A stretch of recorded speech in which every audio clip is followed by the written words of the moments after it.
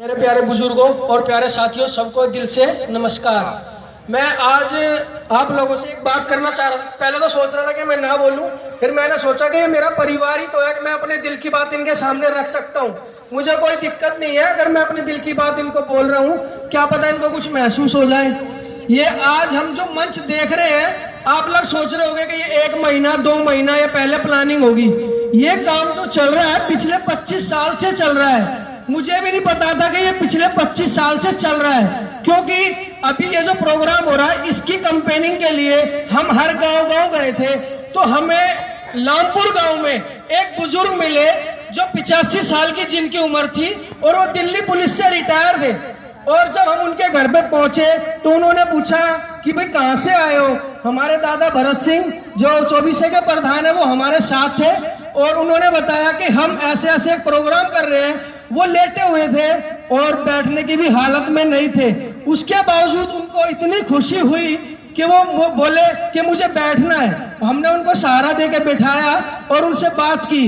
उन्होंने कहा कि ये मुहिम तो बहुत सालों से कर रहे हैं और आज तुम आज भी लगे हुए हो ना, तो आज हमें बहुत खुशी हो रही है इस बात की। और ये बात सुन के हम और भी ज्यादा चौड़े हो गए कि शायद हम कुछ ना कुछ अच्छा ही कर रहे हैं। फिर उनसे बात हुई कि भाई क्या प्रोग्राम है, क्या है।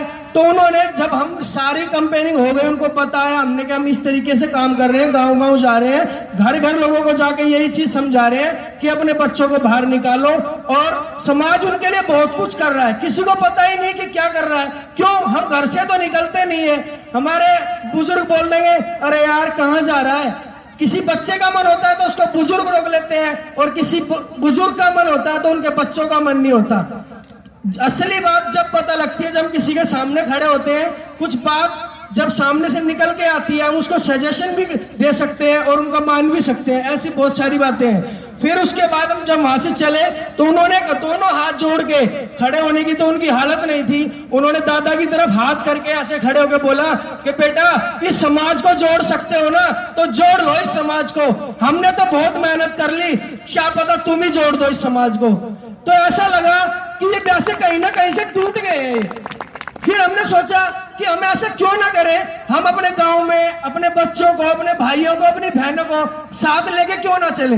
और इसी चीज का गठन करते हुए हमने अपने बूढ़पुर गांव में एक युवा संगठन तैयार किया। ठीक है, उसका सबसे बड़ा महत्व, हमने गडरिया गिरोह नहीं बनाया, ना हमने कोई लड़ाई झगड़ा करना है, ना हमने कुछ करना है। हमें अपने समाज को एक करना है, एक पहचान बनानी है।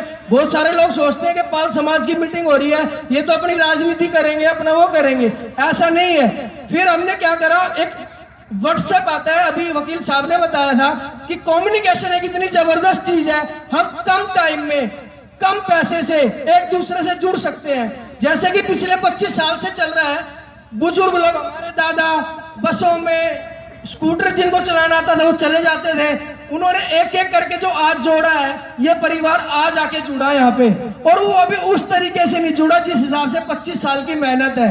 अब इसके बाद हमने जिम्मेदारी ली है, क्योंकि हमारे पास कम्युनिकेशन है, हमारे पास व्हाट्सएप है, हमारे पास फेसबुक है, हमारे पास गाड़ियां हैं, हमारे पास साधन है।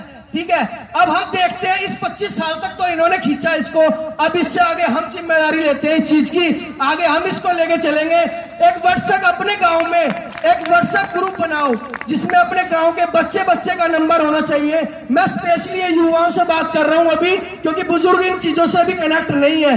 ठीक है, उनको भी आप बाद में घर पे जाके समझा दोगे कि मैं क्या बोल रहा हूँ। सबसे पहले अपने गाँव का एक व्हाट्सएप ग्रुप बनाओ, सब बच्चे उसमें अपना अपना नाम दें और उनको उस मीटिंग के बारे में इंफॉर्मेशन दे। ग्रुप में हम गप्पेबाजी तो बहुत सारी करते हैं, बहुत सारे डायलॉग भेजते हैं, बहुत सारे सुबह के नमस्कार भेजते हैं, पर हमारे ग्रुप में एक भी काम की बातें नहीं आती।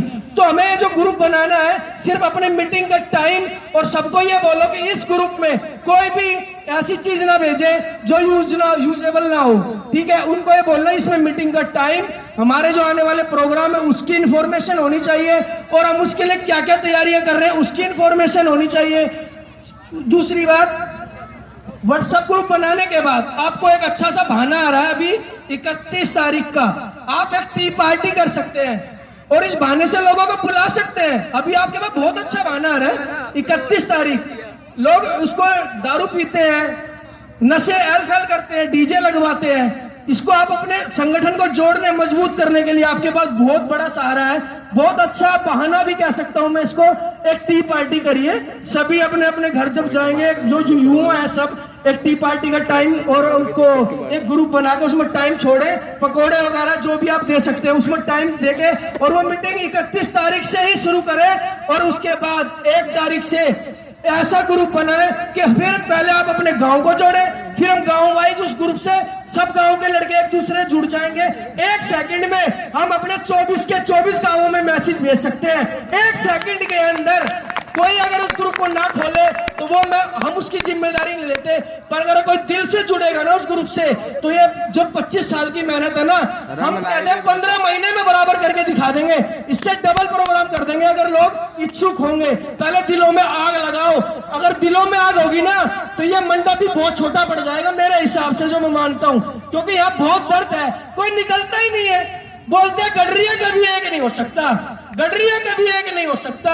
ये हम समाज ही तो है, हमारा ही तो संगठन है। हम दूसरों को बोलते हैं, दूसरे समाज के बारे में बोलते हैं, अरे फलाने बरादरी के लोग तो वहां इकट्ठे होते हैं, फलानी बरादरी के लोग तो वहां उठे हैं। हम कहां खड़े होते हैं? मैं खुद आज अपनी गलती का एहसास कर रहा हूं कि मैं आज पहली बार इस मंच पे आया हूं।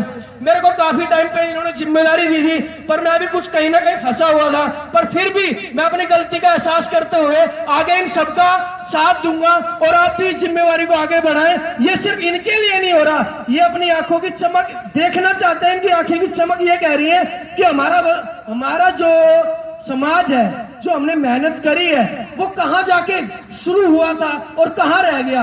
पढ़े लिखे होने के बावजूद कोई आगे ही नहीं आता। कह रहे भाई हम क्या करेंगे, क्या होना है, इस समाज का क्या होगा। फील करो, फील तो करो, कम से कम फीलिंग आएगी ना, काम अपने आप होता चला जाएगा, जैसे हमने अपने बूढ़पुर गांव में करके दिखाया है। और मेरे सारे युवा जितने भी हमारे बूढ़पुर गांव के आए हुए हैं, इन्होंने इतना बढ़ चढ़ के साथ दिया। कह रहे भाई दरवेश भाई बहुत अच्छी बात, बहुत अच्छा काम करा, तुम भी अपने गांव में शुरू करके देखो। 2-4 भी आएंगे, फिर 10 आएंगे, फिर 20 आएंगे, फिर 50 आएंगे।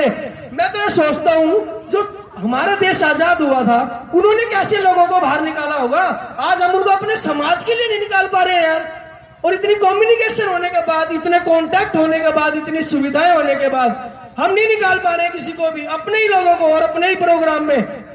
उन्होंने क्या करा, उन्होंने क्या लड़ाइयां लड़ी होंगी, उनके पास कोई साधन नहीं था, कुछ भी नहीं था, फिर भी इतना बड़ा खेल रच दिया उन्होंने कि आज लोग कहते हैं कि हाँ क्या हुआ। मैं फील करता हूं कि उन्होंने क्या किया होगा, मैं भी कुछ ऐसा करूं कि जो हो जाए। तो भाइयों आप लोगों से यही रिक्वेस्ट कर रहा हूं, प्लीज जो व्हाट्सएप चला रहे हैं उनको कांटेक्ट करें, आपस में एक दूसरे से जुड़ के रहें। धन्यवाद।